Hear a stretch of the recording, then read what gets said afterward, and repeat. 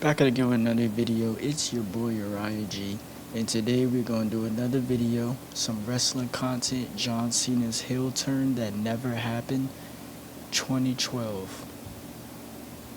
You know that feeling of having to rewash dishes that didn't get No, cleaned? I really don't, and I don't care. Platinum Plus is Cascade's best clean ever. With double the Dawn and double the scrubbers, it removes the toughest grease and Talks residue too for an much. irresistible clean and shine. Cascade Platinum Plus. Dare to dish differently. Can we get to the video, please? Nobody has time for all these advertisements. What is up, guys? Wrestling Let's see what this Premiere guy's talking is about. Here. John Cena up to 2011 had established himself as the #1 guy. His run wasn't seen as the best, not because of Cena's quality, skills, or star power. That's not the reason why. But the constant need to push him as the #1 guy at the very top of almost every single moment. That's the thing with John Cena.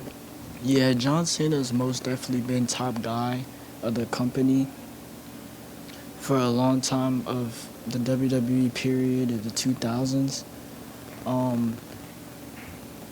Now, currently, the top star of the WWE, the top man, the top superstar, the top guy is Roman Reigns.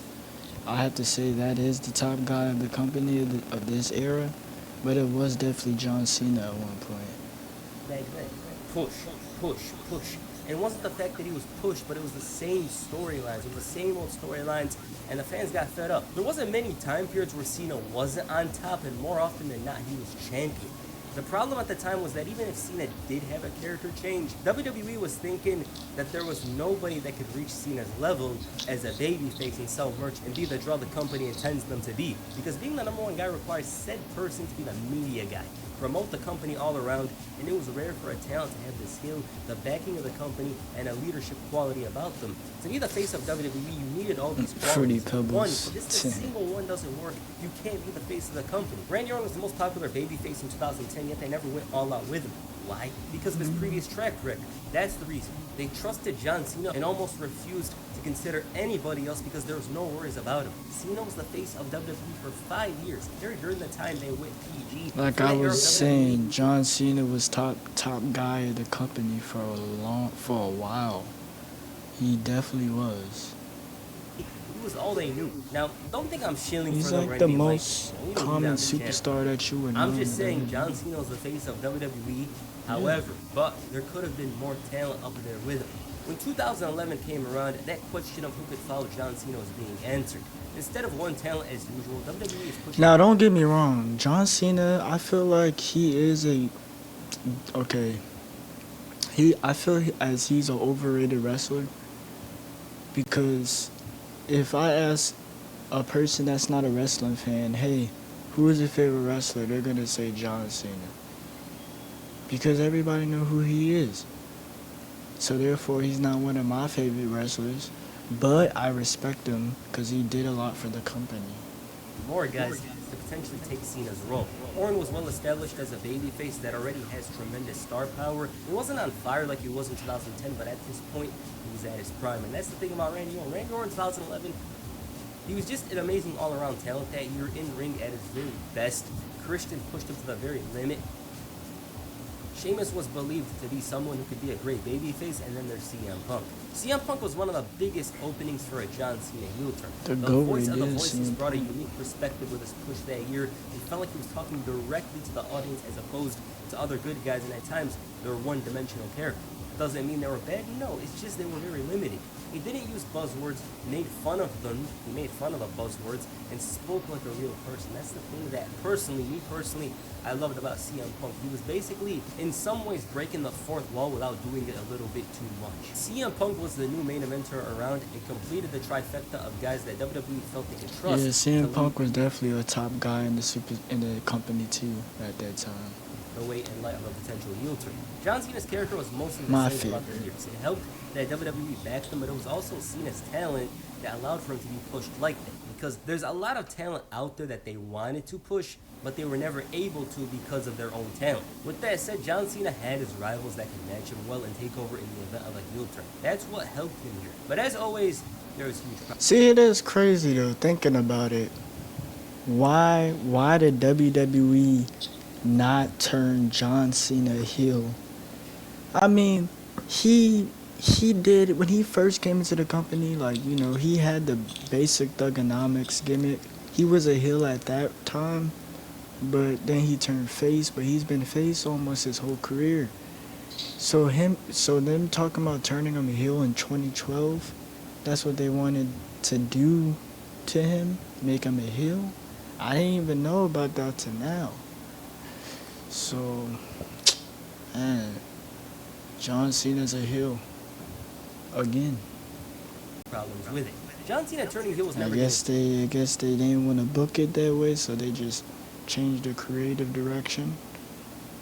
easy. It comes down Just to the kept fact him that as a the champ was face. WWE's media ambassador, the guy that kids look up to. And unlike many others, you can't just turn him heel. That works for Randy Orton, not John Cena. Storyline-wise, though, it seemed like WWE was going in that direction.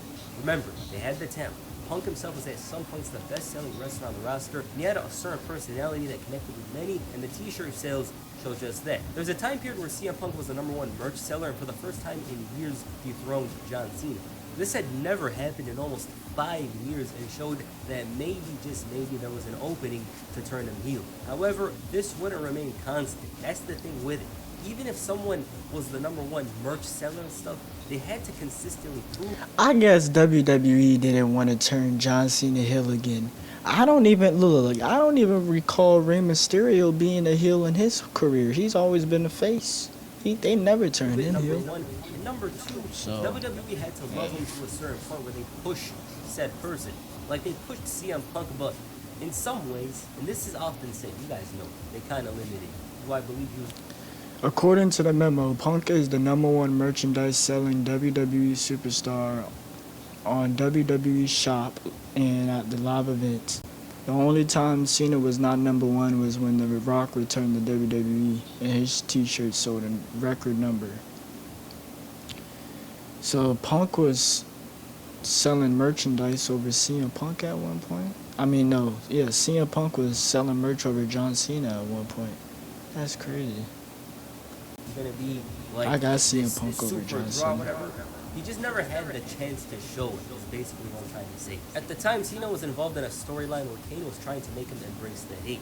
And it led to Kane exposing Cena's worst qualities and turning him into a man that he'd hate. The John Cena of old. Hey yo, did you hear about why John Cena didn't? Did you hear about why Jack Swagger? Remember when Jack Swagger won the World Heavyweight Championship? So you know, did you hear about the story about when John Cena said that he didn't think that Jack Swagger was capable of cashing in on him because he felt like Jack Swagger wasn't even a good superstar? Yeah. I ain't even know about that until now. I was like, dang. I mean, Jack Swagger had a good career. I mean, he was a good wrestler, he was good in ring, a good in-ring competitor. Would despise this version of himself and give him a beating. This included Cena getting Zack Ryder hurt by Kane, Eve blaming him for this stuff, and in turn, it led to this image. An image where Cena was fed up and done with everything. He tried to be the hero everyone needs, yet he's never thanked, let alone respected. Instead, the fans are busy booing him and showing hate, a common trait in Cena's career. Dating back to 2005, John Cena's push was initially met with positivity from the fans. Their own guy rose up the ranks to finally emerge as the world champion. Unfortunately, the Cena the fans knew and loved would slowly fade, and instead John Cena would turn into a superhero-esque character that seemed almost indestructible and at times one-dimensional. As the PG era came around, John Cena's hate would start to disappear in line with the audience changing. There was more kids at shows, and whenever Cena was booed, the kids would chant, "Let's go Cena!" It worked well for WWE with the ratings. Let's staying go consistent, Cena, albeit Cena slowly sucks. falling. That was the thing. They were always falling, but at a very slow pace. Cena's stories throughout this time period would have the same format and story. He'd get beaten up, but by the end of it would always win strongly. That's the thing about him. It wasn't like Cena ended feuds struggling or barely winning, but he was dominant. And a lot of people got bored of this. Man, they really should have made Wade Barrett world champion. I don't know why, but he just looks like he would be fit to be a world champion. They should have made him like a world champion or something. Feeling Cena had more to offer. The rest of the roster had more to offer. WWE themselves had more to offer. And it created an uninteresting formula that always led to Cena on top and in the same way. The Rock's return in 2011 was a very interesting one. He was very hostile towards Cena in the storylines, and it created an interesting dynamic between the two. As always though, for a story to be at its peak, it somewhat requires somebody to turn heel. It can be done as a face versus face story, but it would have been better to have a heel. More interestingly, John Cena had a The cult of Rock followers. versus For years, it Cena was hustle, once in a loyalty, and lifetime. respect. These were the things Cena lived by. It was honor and class, something that came naturally to him throughout the years. He never cheated, never gave up, and him turning heel changes everything for the positive. Kevin Eck reported that WWE considered turning him heel in 2010. If you think about it, Roman Reigns is literally John Cena. The way Roman Reigns is like the biggest top superstar of the company in this part of this time right now, he's like John Cena at one point. That's how freaking big he is right now. Well, Think Vince about had it. agreed to do it, but then he changed his mind and said that we can't do it. This was back around a time when McMahon was really looking at Sheamus to get his push. The question was, if we turn John Cena heel, then who is he going to work with? Vince had agreed to do it, but then he changed his mind. So Vince was gonna turn John Cena heel in 2012, but he changed his mind. That's some bipolar. Then that's okay. I'm not gonna say anything. That's kind of bipolar. But this was back around the time when McMahon was really looking at Sheamus to get his push. So I'm guessing Sheamus. This is when they was pushing Sheamus and like what? Yeah, this is 2010. The question was, if we turn John Cena heel, then who is he going to work with? Who will be the top babyface? Okay, I can understand that now. Okay. Who will be the top babyface? You got to wonder. The WrestleMania 26 feud between The Undertaker and John Cena, like, I got Right, There right. was plans for it at the time, and it would have been one of the biggest, if not the biggest, WWE match of 2010.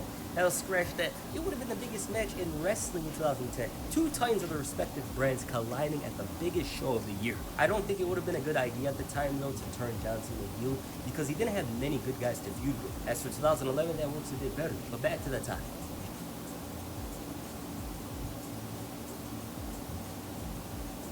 John Cena. Bro, why y'all zoom in his face like that? Crest 3D White Daily Whitening Serum. Bro, an It's a ad right game here. changer. Come on, 15 man. times. That's what it looked like. However, even though they teased it, WWE wasn't willing to turn John Cena heel. It made so much sense at the time with the story built in. Kane convincing him to embrace the hate and turn on everybody, and in turn violate his code of ethics. John Cena himself was very interested in turning heel because it was a fresh start. Kevin X said that they were very close to doing it, but Kmart came in the way. And I quote, "That was the feeling back then. Then we came up with some scenarios, and believe it or not, Cena was on board with it, but right around that time, there was a big clothing line for John Cena at Kmart, and Vince McMahon was like, oh, Jesus, he has a deal with Kmart, now we're going to turn him." That was the feeling back then. Then we came up with some scenarios, and believe it or not, Cena was on board with it, but right around that time, there was a big clothing line for John Cena at Kmart, and Vince McMahon was like, oh, he has a deal with Kmart, and now we're going to turn him heel. So Kmart is to blame for Cena not turning heel. During a meeting, once Vince had a huge smile on his face, and he tells everyone that I know you wanted John Cena as a heel for a long time, but we just can't turn him heel, and that was just the end of it. So I guess the deal that he had with Kmart, they wanted to keep a positive image on his, because he's like the top superstar, I guess. I don't really know.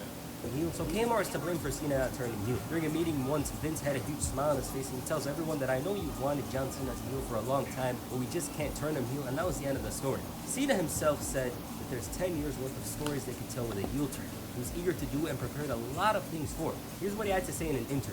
It was Cena Rock 1. I got word that they were going to do it, and I went out and recorded a new song.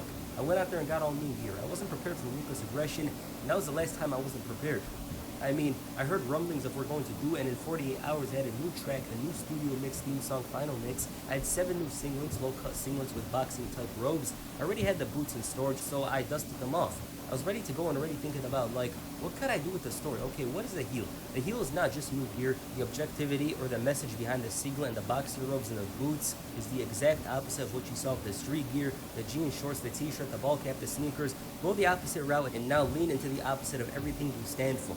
So I would begin to not work as hard. I would show up less. I would be untrustworthy and unloyal. I would lack respect in what I did. Like, all you have to do is turn that on its head. I would give up a lot. All those things you can take and make interesting stories. And this is the stuff that's running through my head, not what moves I can do. It's like, how can I take the intellectual property that people are familiar with and twist it so it's like, this guy's insane. It's everything I've come to love, and now I genuinely hate it. And in being a real bad guy, and I think that was the conversation that was eventually had, where it's like, okay, it's a bad idea. I'm like, hey, I know this is going to sting, but I'm not going to sell another t-shirt. I'm going to take all merchandise off the market. I'm not going to put on anything new. I'm not going to put on anything new. I'm not going to do any more appearances. I'm not going to do any Make-A-Wish. I'm not going to do anything like that. I'm going to be a bad guy to make her a good guy, so a good guy does all that. And that's when I was like, we're kind of in too deep. So it worked out the way it worked out, but bro, I was ready. Very interesting. Just the thought of John Did he want to Cena turn heel? Is that what he's saying? would have been amazing. It was real close, just by the looks of it, man. It was very, very real. It was really, really, really close. It was very close. And Cena was ready. He showed some of the singlets he had in an episode of Total Divas, and it was cool. You know, he wore one of the singlets, acted like a douche wrestler. It was Total nuts. It's Divas. just unfortunate that it never went down, but it's very understandable because Cena is basically the face of Make-A-Wish. He's one of the faces of Make-A-Wish.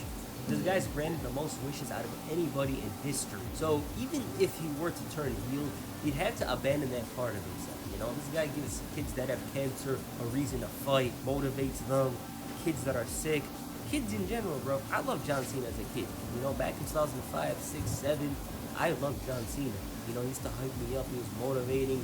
He's the superhero that a kid needs. And I actually understand why he didn't turn heel, although I would have preferred it to happen. It didn't need to happen in 2011. I think the best time for it to happen would have been either 2011 or 2017. I think Hollywood Cena would have been amazing. It would have been dastardly entertaining, a little funny, you know, a little comedy in there. But when you add all of this up, you understand why he didn't turn heel. It really makes sense that he didn't turn heel, because if he did, a lot of kids would lose a role model. They would lose somebody to look up to. It makes sense storyline. He turned into a bad. Rise Above Hate actually embraces the hate and all that. But outside of it, not even the business, it's just about the kids themselves. It makes sense that he didn't turn heel. So yeah, it is unfortunate, but WWE did explore a John Cena heel turn during the Firefly Funhouse match at WrestleMania 36 with Bray Wyatt. They showed what would have happened if John Cena sold out. They gave another perspective. I also learned here that John Cena did want to turn heel, but it was up to the company themselves, so he actually doesn't control everything. But yeah, it was a nice video. Yeah, that is true. I thought it was going to be much shorter, but I'm glad that it's not. Give you guys something to watch. So yeah. Alright, what you guys think of John Cena's failed heel turn? Please comment down below on that. Alright, well, that's John Cena's heel turn that never happened in 2012. Let me know what y'all think about the video. Tell me what y'all want to see next in the comments down below. Subscribe, like, comment. Love you guys, and you're right out.